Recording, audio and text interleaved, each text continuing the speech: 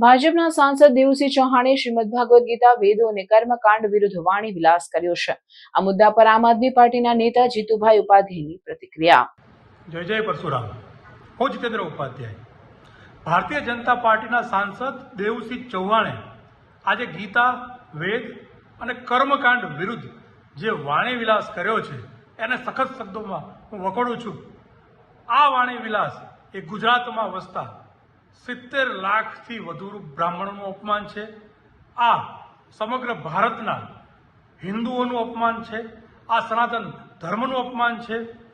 હું દેવુસિંહ ચૌહાણને કહેવા માંગુ છું કે ભારતીય જનતા પાર્ટી જે સનાતનના નામે વર્ષોથી ચૂંટણી જીતતી આવી છે, આપ એનું જ અપમાન કરી રહ્યા છો।